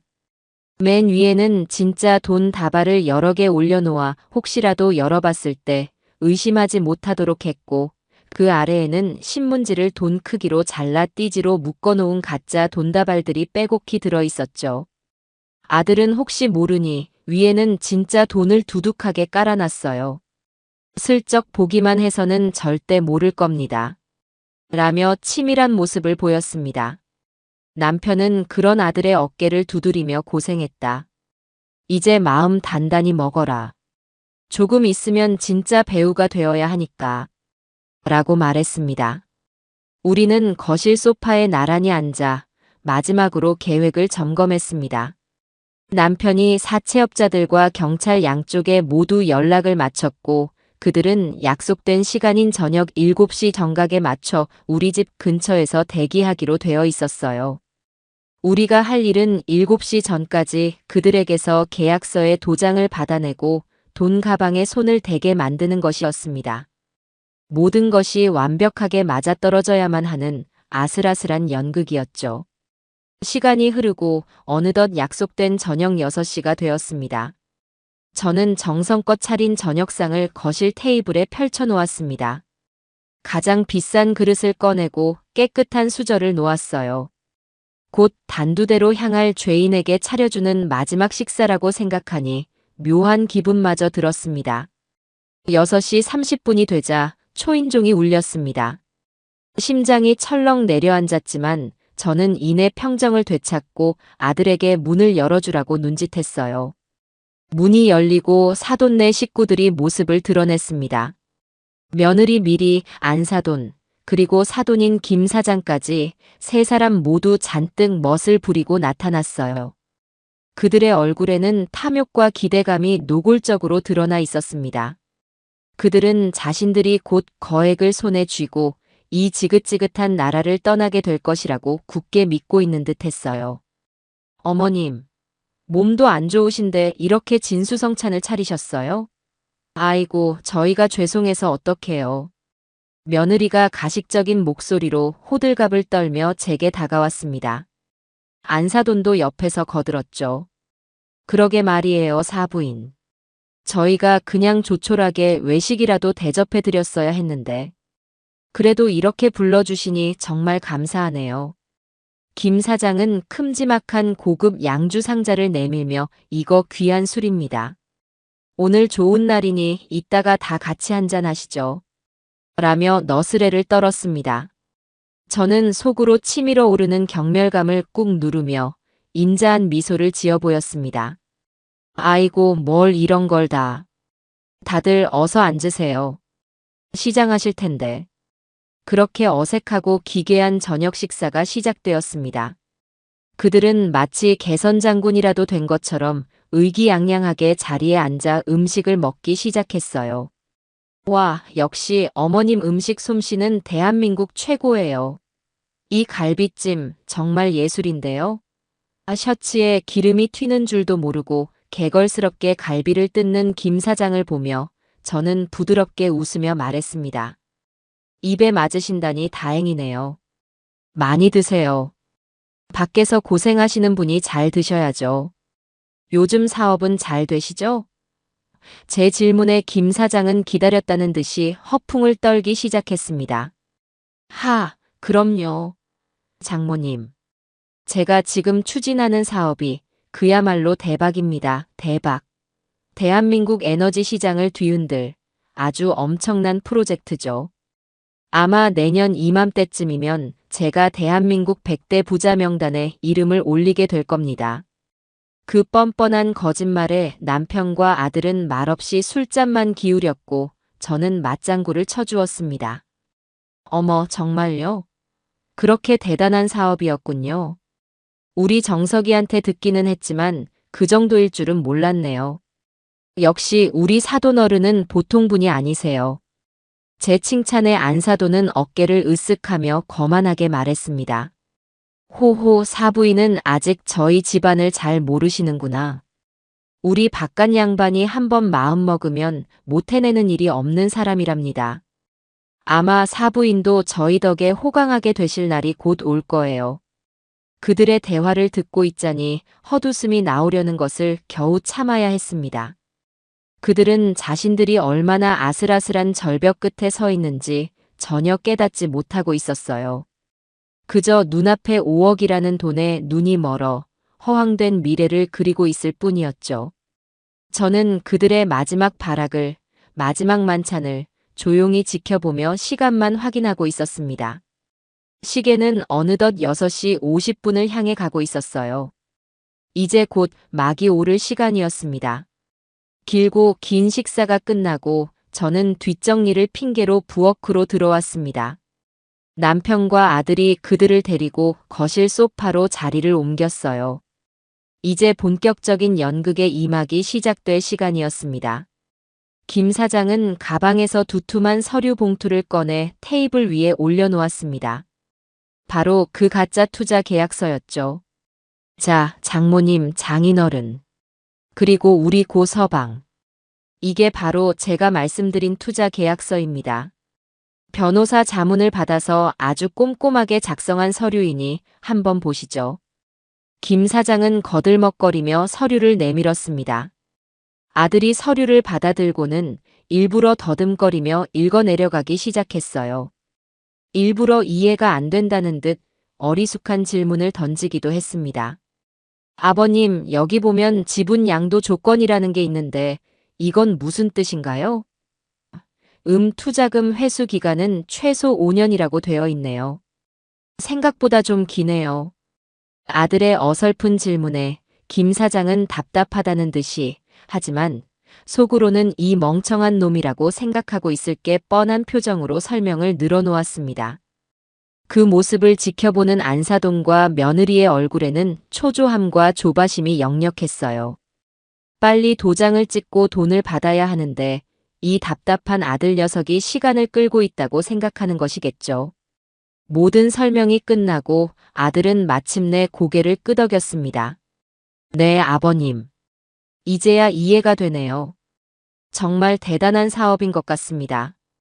그리고는 제 남편과 저를 바라보며 물었습니다.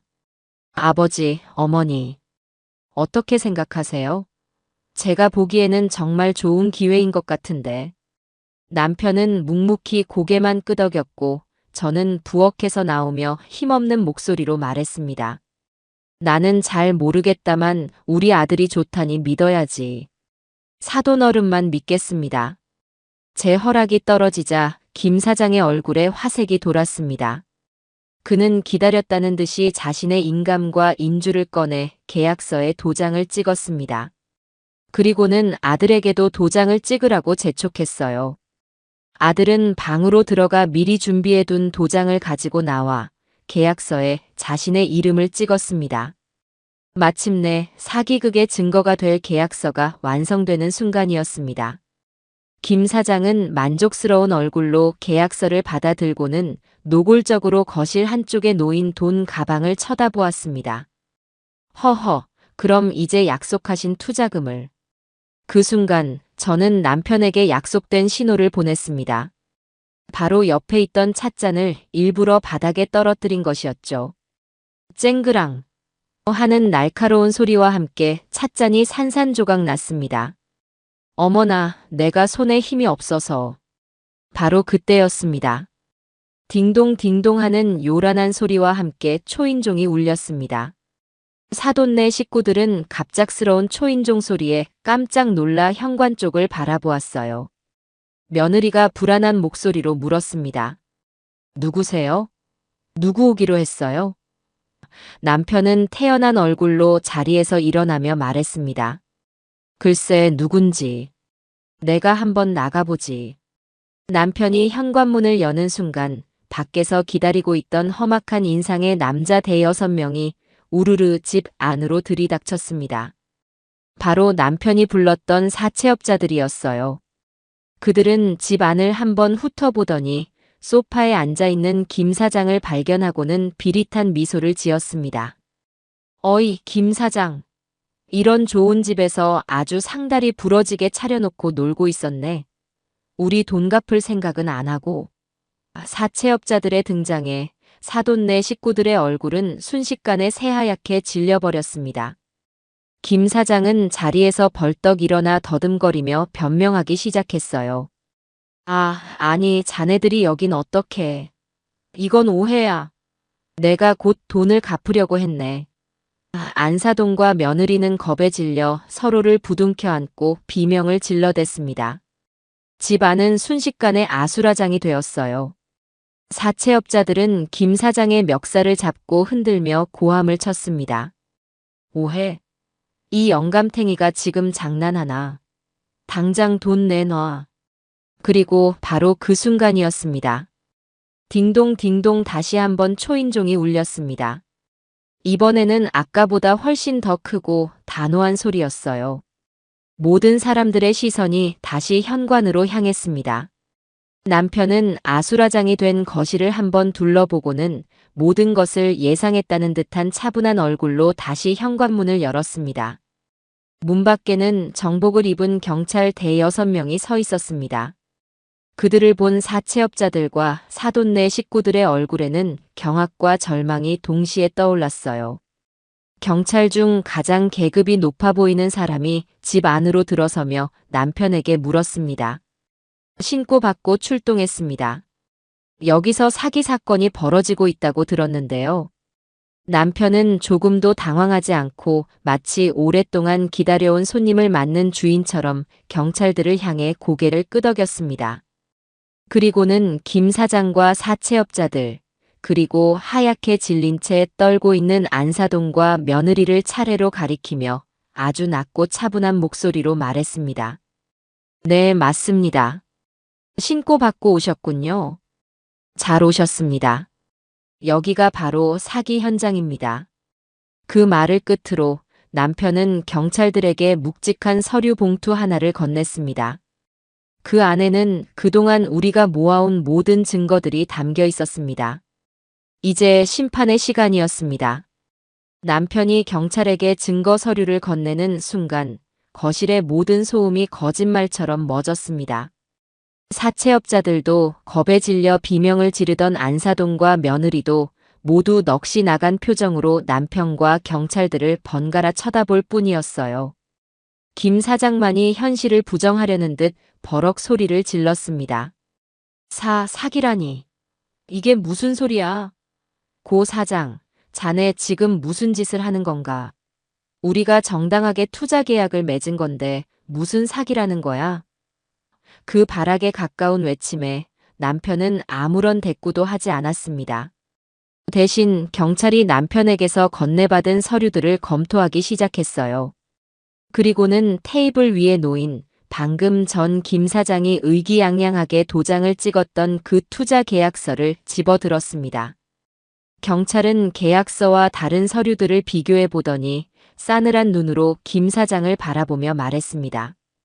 김 선생님, 이 계약서에 기재된 사업자 번호는 이미 1년 전에 폐업 처리된 유령 회사의 번호입니다. 여기에 첨부된 재무제표와 실적 자료들도 모두 위조된 것으로 확인되고요. 사기죄 및 사문서 위조 혐의가 있으신 것 같은데 경찰서까지 동행하셔야겠습니다. 경찰의 그 말은 사돈네 식구들에게 내려진 첫 번째 사형 선고였습니다. 김 사장은 다리가 풀린 듯 그 자리에 주저앉았고 안사돈은 그럴 리가 없어요. 뭔가 잘못된 거예요. 라며 현실을 부정했습니다. 바로 그때 남편이 품 안에서 작은 녹음기를 꺼내 들었습니다. 그리고는 재생 버튼을 눌렀어요. 거실에는 순식간에 며칠 전 우리 가족의 피를 거꾸로 솟게 했던 그 대화가 울려 퍼지기 시작했습니다. 이번에 딱 5억만 투자받는 거야. 그걸로 사채 빚 다 갚고 남는 돈으로 우리 비행기 표 끊어서 외국으로 튀는 거다. 안사돈의 목소리였습니다. 이어서 며느리 미리의 망설이는 목소리와 그런 며느리를 윽박지르는 안사돈의 목소리, 그리고 마침내 알았어, 엄마. 한번 해볼게. 라고 대답하는 며느리의 목소리까지. 그들의 모든 계획과 음모가 거실에 있는 모든 사람들의 귀에 똑똑히 박히고 있었습니다. 녹음 내용을 듣는 사돈네 식구들의 얼굴은 하얀색을 넘어 이제는 거의 잿빛으로 변해 있었어요. 자신들의 목소리로 자신들의 죄를 자백하는 그 기괴한 상황 속에서 그들은 아무런 변명조차 하지 못했습니다. 녹음 내용을 듣고 있던 사채업자들의 두목은 분노로 얼굴이 시뻘개졌습니다. 그는 김 사장에게 달려들어 멱살을 잡고 흔들며 외쳤습니다. 이런 개 같은 영감탱이가 우리 돈까지 떼먹고 튈 생각이었어. 경찰들이 급하게 그들을 떼어놓는 동안 집 안은 다시 한번 아수라장이 되었습니다. 모든 녹음이 끝나고 거실에 다시 무거운 침묵이 내려앉았을 때였습니다. 조용히 모든 것을 지켜보고 있던 아들 정석이가 천천히 자리에서 일어났습니다. 아들은 바닥에 주저앉아 넋이 나간 채 울고 있는 며느리 미리에게로 다가갔어요. 그리고는 품에서 하얀 봉투 하나를 꺼내 그녀의 얼굴에 던지듯 내던졌습니다. 봉투 안에서 나온 것은 이혼 서류였습니다. 아들은 경멸과 분노가 뒤섞인 얼음장처럼 차가운 목소리로 미리에게 말했습니다. 네가 그토록 걱정하던 유전. 그래, 유전이라는 것 참 무섭다. 너한테서 그리고 네 부모한테서 그 역겨운 사기꾼 유전자가 보이니까. 아들은 무릎을 굽혀 울고 있는 미리와 눈을 맞췄습니다. 내가 너를 사랑했던 시간들이 내 인생에서 가장 후회스럽고 끔찍한 시간으로 기억될 거다. 다시는 내 눈앞에 나타나지 마. 그리고 내 아이를 가졌다는 거짓말은 2번 다시 입에 담지도 마. 아들의 마지막 말은 며느리에게 내리는 가장 잔인한 심판이었습니다. 며느리는 그 말을 듣고 마치 실성한 사람처럼 아니야, 아니야. 라고 소리치며 울부짖기 시작했습니다. 하지만 그 모습은 더 이상 누구의 동정도 살 수 없었어요. 이제 제 차례였습니다. 저는 소파에 기댄 몸을 천천히 일으켜 세 사람의 죄인 앞에 섰습니다. 소리를 지르거나 분노를 터뜨리고 싶지 않았어요. 그럴 가치도 없는 인간들이었으니까요. 저는 그저 가장 조용하고 가장 차분한 목소리로 그들에게 마지막 말을 건넸습니다. 저는 안사돈을 먼저 바라보았습니다. 사돈. 내 머리를 보고 흉하다고 했었죠. 안사돈은 제 말에 고개를 들지 못했습니다. 내 머리카락은 보시다시피 다시 자라고 있어요. 항암 치료만 끝나면 예전보다 더 건강한 머리카락이 자라날 겁니다. 저는 제 짧은 머리를 한번 쓰다듬고는 말을 이었습니다. 하지만 당신들 인생은 이제 끝났어요. 오늘을 기점으로 당신들의 남은 인생은 영원히 빠져나올 수 없는 탈모증에 걸린 것과 같을 겁니다. 돈도, 명예도, 체면도, 그리고 가족까지도. 당신들이 가진 모든 것이 오늘 밤 전부 다 빠져버렸으니까요. 감옥에서 평생을 후회하며 사세요. 제 말을 듣는 안사돈의 어깨가 가늘게 떨리는 것이 보였습니다. 그리고 저는 마지막으로 바닥에 널브러진 계약서를 구두 끝으로 툭 건드리며 말했습니다. 그리고 이 집은 당신들 같은 쓰레기들이 발을 들릴 곳이 못 됩니다. 이제 그만 우리 집에서 나가주시죠. 아니, 끌려나가 주시겠네요. 제 마지막 말이 끝나자마자 경찰들이 김 사장과 안사돈의 팔에 수갑을 채웠습니다. 이제 길고 길었던 전쟁이 정말로 끝나는 순간이었습니다.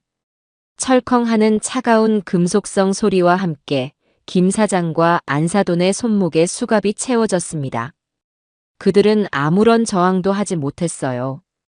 이미 모든 것을 포기한 사람처럼, 혹은 아직도 이 상황이 현실이라는 것을 믿지 못하는 사람처럼 넋이 나간 표정으로 경찰들에게 끌려나갔습니다. 며느리 미리도 참고인 조사가 필요합니다. 같이 가주시죠. 라는 경찰의 말에 힘없이 몸을 일으켜 그 뒤를 따랐습니다.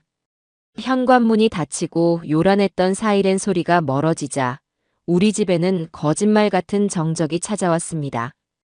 조금 전까지 벌어졌던 모든 일들이 마치 한바탕의 악몽처럼 비현실적으로 느껴졌어요. 거실은 그들이 차려놓고 간 음식 냄새와 그들이 남기고 간 공포와 절망의 기운이 뒤섞여 역한 냄새를 풍기고 있었습니다. 바닥에는 며느리가 내던져진 이혼 서류가 덩그러니 놓여 있었고 테이블 위에는 미처 치우지 못한 그들의 술잔이 남아 있었습니다. 저는 그 모든 광경을 한동안 말없이 바라보다가 다리에 힘이 풀려 소파에 주저앉았습니다.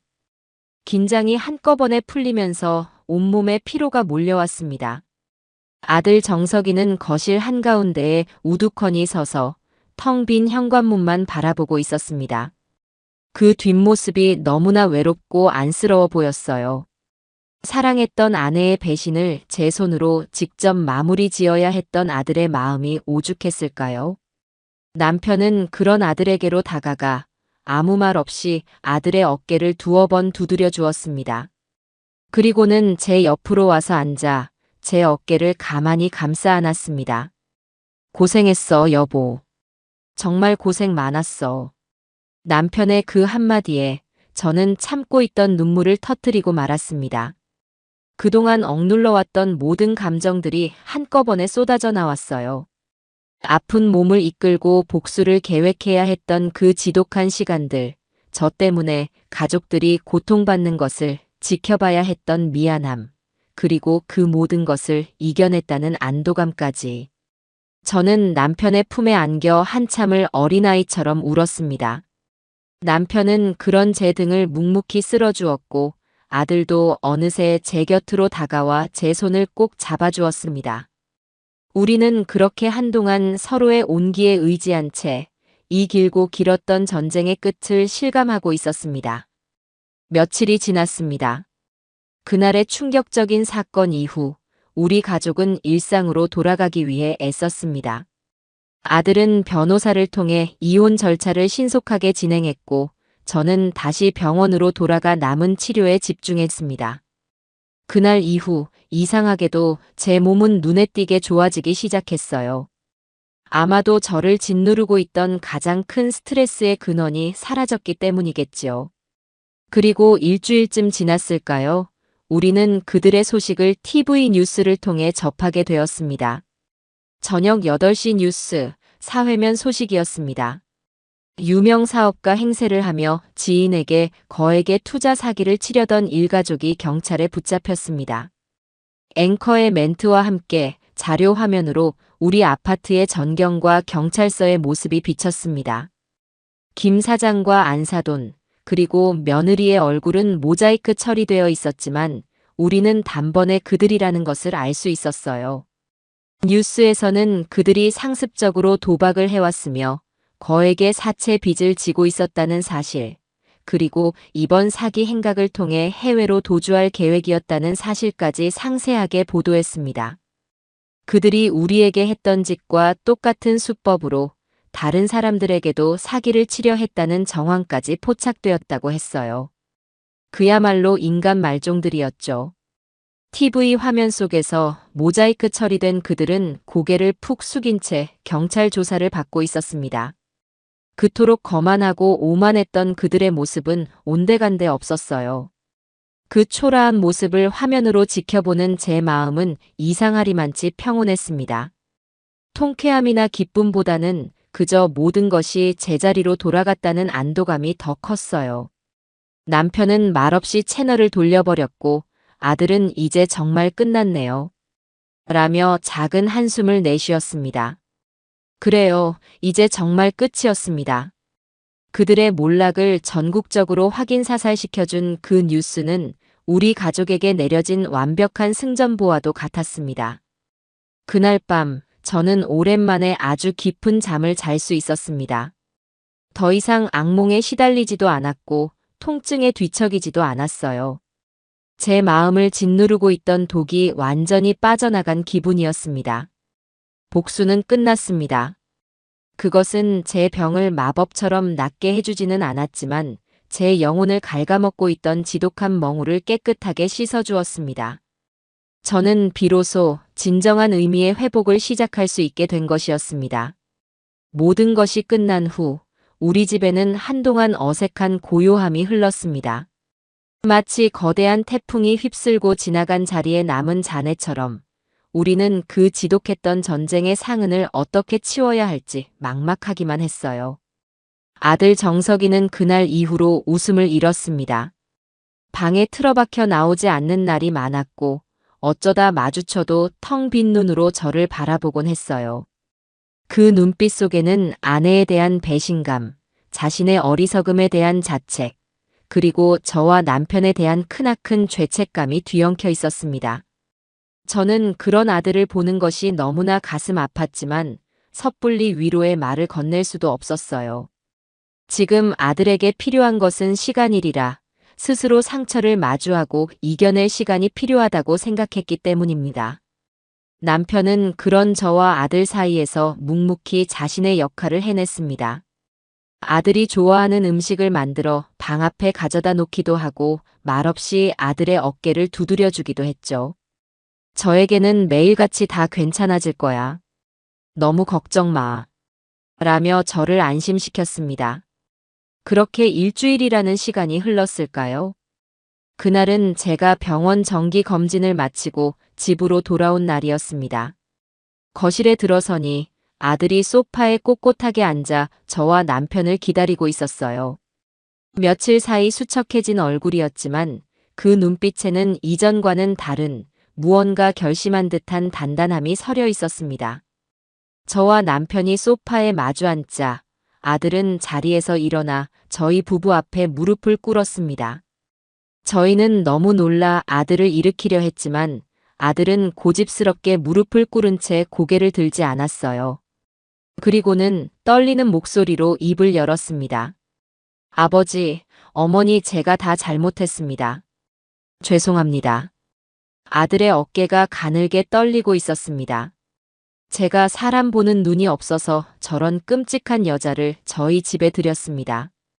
그 여자가 어머니를 조롱하고 아버지를 무시하는 동안 저는 어리석게도 제 아내라는 이유만으로 그 여자를 감싸려 했습니다. 어머니께서 병상에서 고통받으시는 동안 저는 한심하게도 그들의 거짓 연극에 놀아나고 있었습니다. 아들은 말을 잇지 못하고 흐느끼기 시작했습니다. 바닥으로 뚝뚝 떨어지는 아들의 눈물이 제 심장을 후벼 파는 듯 아팠습니다. 제가 조금만 더 현명했더라면, 제가 조금만 더 부모님 입장에서 생각했더라면 어머니께서 그렇게까지 힘드시지는 않았을 겁니다. 저 때문에 어머니 병세가 악화되셨던 걸 생각하면 저는 제 자신이 너무나 원망스럽고 용서가 되질 않습니다. 아버지, 어머니 이 못난 아들을, 이 불효자를 용서하지 마십시오. 아들은 그렇게 한참을 울며 자신의 죄를 고하고 용서를 구했습니다. 저는 더 이상 참고 볼 수가 없어 자리에서 일어나 아들에게 다가가 그를 일으켜 세웠습니다.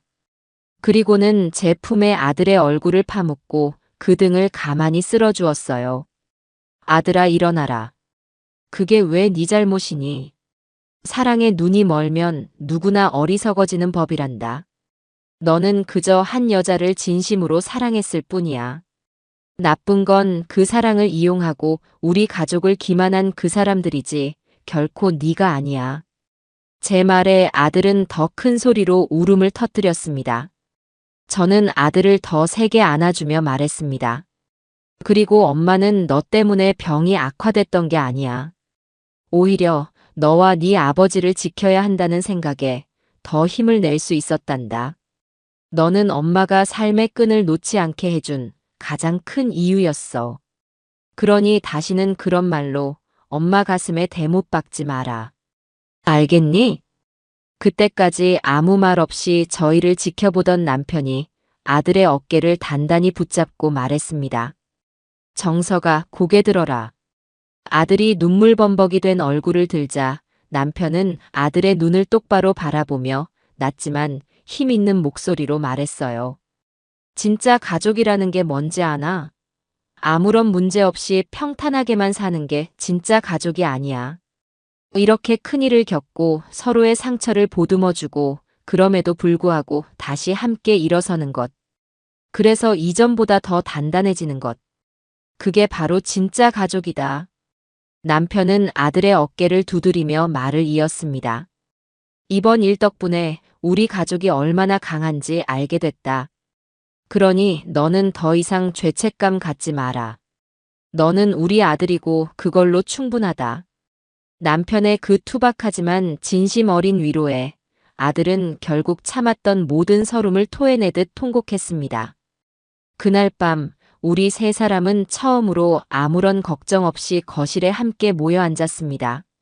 아들은 변호사를 통해 이혼 소송과 그들 일가에 대한 법적 절차를 차질 없이 진행하고 있다고 말해주었고, 우리는 늦은 시간까지 그동안 못했던 소소한 이야기들을 나누며 웃었습니다. 집이 이렇게 편안하고 따뜻한 공간이었는지 새삼 깨닫게 되는 밤이었습니다. 진정한 의미의 가족이란 혈연으로 묶인 관계가 아니라 시련 속에서 서로의 손을 놓지 않는 믿음으로 완성된다는 것을 우리는 그날 밤 가슴 깊이 깨달았습니다. 그날 이후 우리 집에는 다시 봄이 찾아온 듯 했습니다. 아들은 길고 어두웠던 터널을 빠져나와 예전의 밝고 긍정적인 모습을 되찾기 시작했어요. 이혼 절차는 생각보다 신속하게 마무리되었습니다. 워낙 증거가 명백했고 그들 쪽에서 어떤 항변도 할 수 없는 상황이었기 때문이죠. 위자료와 재산 분할 문제도 아들이 그동안 며느리에게 들어갔던 모든 돈과 이번 사기 사건으로 인한 정신적 피해 보상까지 청구하여 우리가 일방적으로 승소하는 것으로 끝이 났습니다. 그들 일가는 사기죄와 사문서 위조, 도박 등의 혐의가 모두 인정되어 법의 엄중한 심판을 받게 되었다는 소식을 나중에 변호사를 통해 전해 들었습니다. 그들의 마지막이 어떠했는지 저는 굳이 알려고 하지 않았어요. 제 인생에서 그들은 이제 완벽히 지워진 존재들이었으니까요. 중요한 것은 우리 가족의 시간이 다시 온전하게 흐르기 시작했다는 것이었습니다. 제 건강도 놀라울 만큼 빠르게 회복되었습니다. 저를 짓누르던 스트레스가 사라지자 항암 치료의 효과도 극대화되는 듯 했어요. 의사는 제 차트를 보며 연신 고개를 갸웃거렸습니다. 어머니, 정말 대단하십니다. 암세포 수치가 이렇게까지 드라마틱하게 떨어지는 경우는 정말 드문데, 이건 의학을 넘어서는 기적인데요. 저는 그 말을 들으며 속으로 웃었습니다.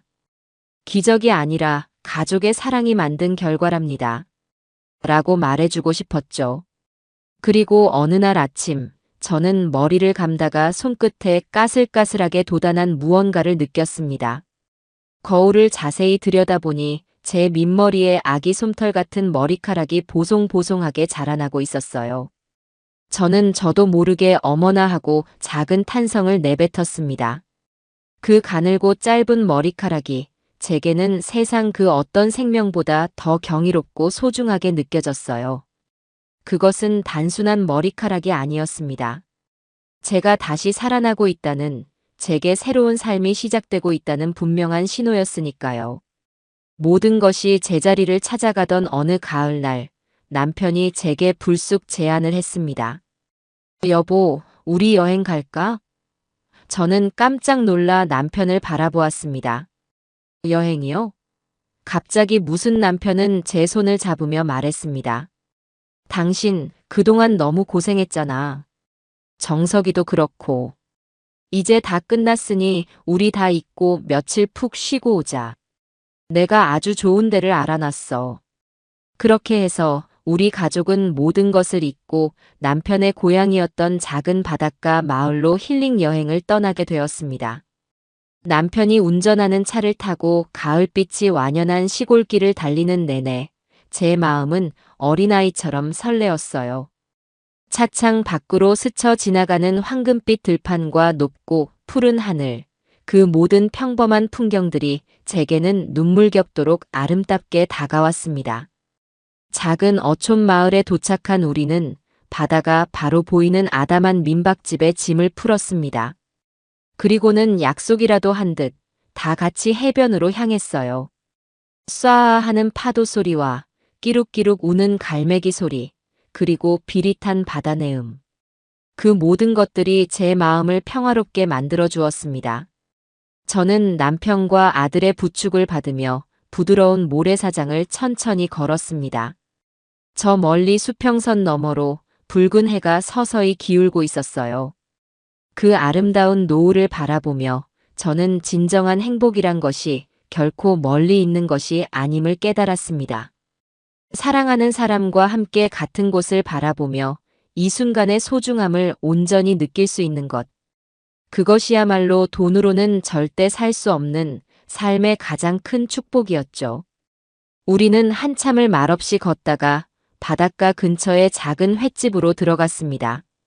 화려하지는 않지만 갓 잡은 싱싱한 해산물로 차려진 저녁상은 그 어떤 진수성찬보다 맛있었어요. 우리는 오랜만에 다 같이 술잔을 기울이며 그동안 못했던 이야기들을 나누었습니다.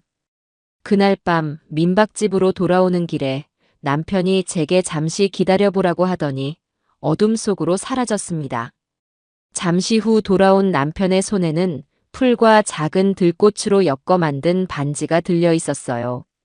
남편은 제 앞에 한쪽 무릎을 꿇고 제 네 번째 손가락에 그 반지를 끼워 주었습니다.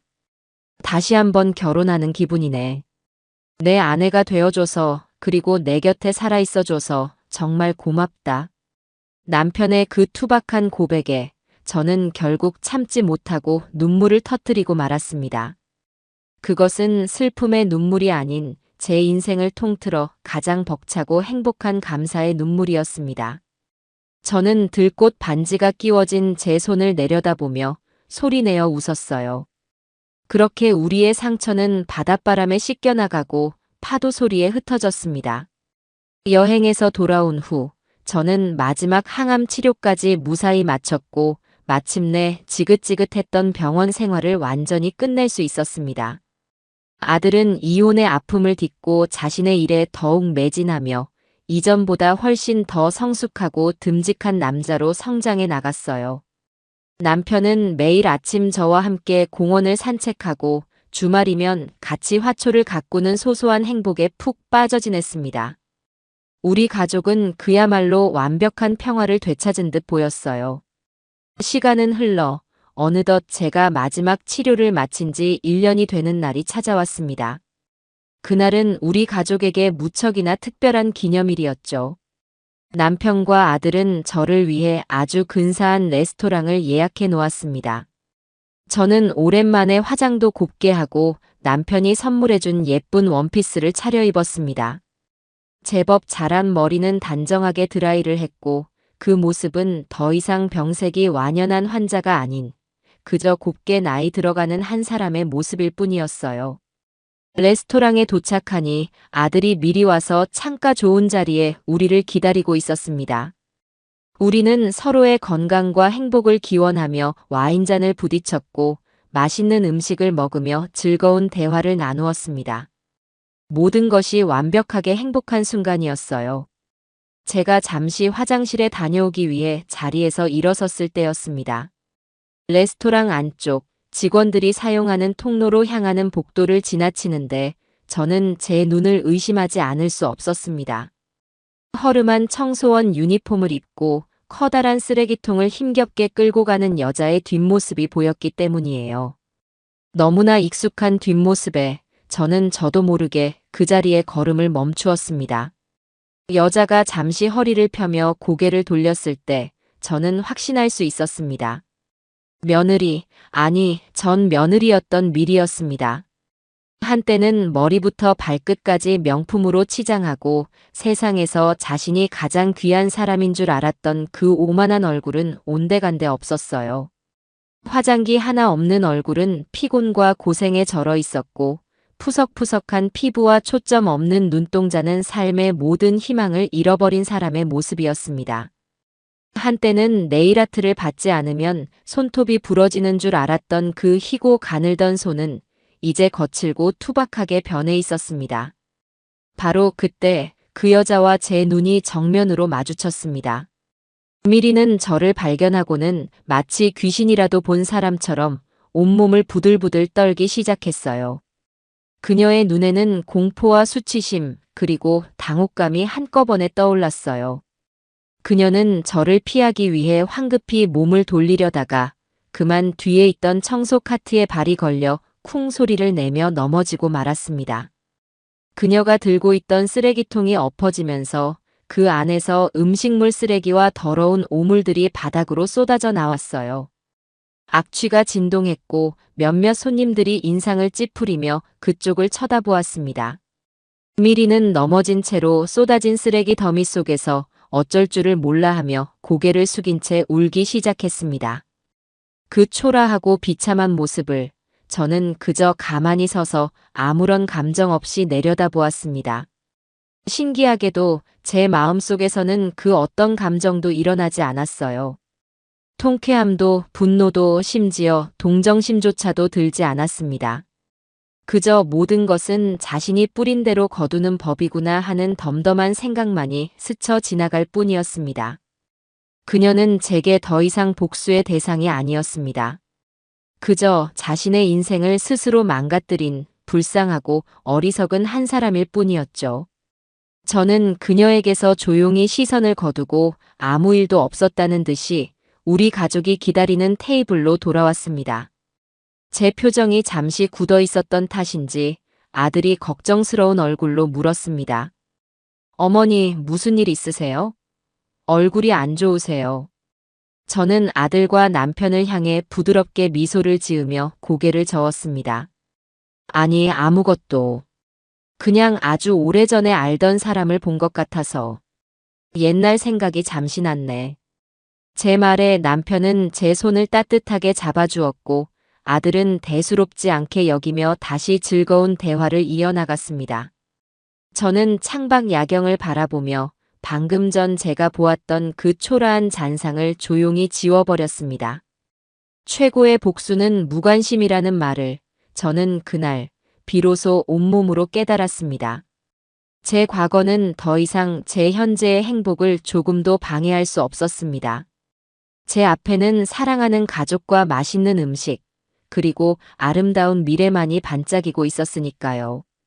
그날의 재회는 제 인생의 아주 작은 해프닝처럼 스쳐 지나갔습니다. 저는 더 이상 그들의 소식을 궁금해하지도 그들의 삶을 떠올리지도 않았어요. 제게는 제 자신의 건강과 우리 가족의 행복을 챙기는 것만으로도 하루하루가 벅차고 소중했기 때문입니다. 그리고 마침내 제 인생에서 가장 기쁜 소식이 찾아왔습니다. 마지막 치료를 마치고 2년이 지난 어느 날 정기 검진을 위해 찾은 병원에서 의사는 제게 완치 판정을 내려주었습니다. 어머니, 축하드립니다. 이제 더 이상 병원에 오시지 않으셔도 됩니다. 암세포는 완전히 사라졌고 재발의 위험도 거의 없습니다. 완치되셨습니다. 의사의 그 말을 듣는 순간 저는 아무런 말도 할 수 없었습니다. 그저 제 손을 꼭 잡고 있는 남편과 제 어깨를 감싸 안은 아들의 얼굴을 번갈아 쳐다볼 뿐이었어요. 우리 세 사람의 눈에는 동시에 뜨거운 눈물이 차올랐습니다. 우리는 서로를 부둥켜 안고 한참 동안 기쁨의 눈물을 흘렸습니다. 지긋지긋했던 길고 어두웠던 터널을 드디어 완전히 빠져나온 순간이었습니다. 완치 판정을 받고 처음으로 한 일은 미용실에 가는 것이었습니다. 그동안은 언제 병세가 다시 나빠질지 모른다는 불안감에 그저 자라나는 대로만 두었던 머리를 예쁘게 다듬고 싶었기 때문이에요. 미용실에 들어서는 제 발걸음은 그 어느 때보다 가벼웠습니다. 제 머리를 손질하던 젊은 미용사가 제게 말을 걸었어요. 어머님, 머릿결이 정말 좋으시네요. 아주 건강해요. 그 평범한 칭찬 한마디가 제게는 최고의 찬사처럼 들렸습니다. 건강하다는 말. 제가 지난 몇 년간 그토록 듣고 싶었던 말이었죠. 저는 거울 속에 비친 단정한 커트 머리를 한 제 모습을 보며 환하게 웃었습니다. 미용실을 나서자 밖에서 저를 기다리고 있던 남편이 제게 작은 상자 하나를 내밀었습니다. 선물이야.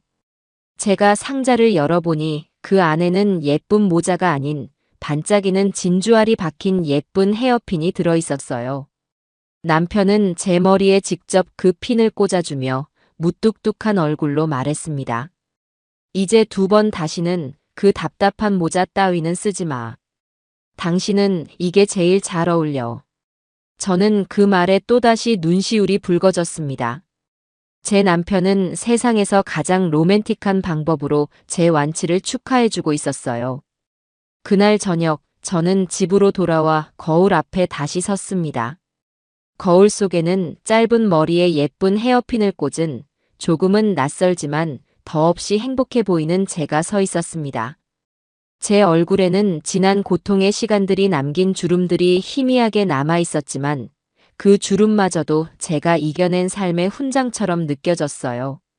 저는 한때 제 인생에서 가장 소중한 것이라고 생각했던 많은 것들을 잃었습니다.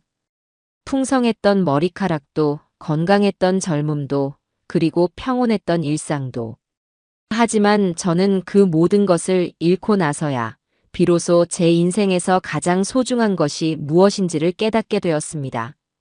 그것은 바로 제 곁을 묵묵히 지켜준 남편의 사랑이었고, 저를 다시 일으켜 세운 아들의 믿음이었으며, 그 어떤 시련 앞에서도 꺾이지 않았던 제 자신의 강인한 의지였습니다.